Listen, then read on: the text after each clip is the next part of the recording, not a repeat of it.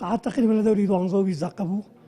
خێزانەکەی لە دەوام هاتبووە تەماشاکە دووکەڵ لە ماڵی دەرەچێ ئیتر هانا هێنابوو بۆ جیرانەکان تەمان ئێمەش ێژێکین لە جیرانەکانی خێزانەکەم بە پەلەبانی کردووەتی کەریم ماڵی ئەبوجەنە ئاگری تێبەر بوو ژنەکەی هاوارەکە بە کە هاتین و من کە هاتم هەنێ لە جیرانەکانیش کوڕ بوو بۆ پێش من یەکێک لە کچە گەورەکەیان دێرهێنابوو لەوێ لە گەراجەکە دایان نابوو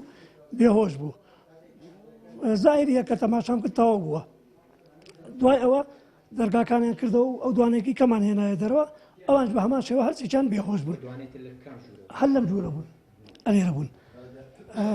ئێتر ئەو کوڕی دراوسێمان بە هەمان شێوە سیارەیەکی هەیە هەرچێکیان مەخسەنە و سیارێک و ڕەوانەی خەسخانەی ئازادیمان کرد وەڵای پێشان بیچکەکەمان دەرکرد دوای گەورەکە ئەنجا ئەو بیچکەکەی تر ئەنجا پیاوەکەی ئەم بەعەجەلە بەتەما بوون بۆ میێوانی بڕۆن وتم شاڵا و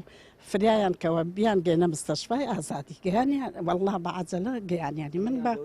وەڵا کچە بیچکەکە نازام چەند ساڵە بەس گەورەکە تقریبان 11 ساڵە بێ بیچکەکە لەوێ 2 ساڵ 3 ساڵ ئەبێت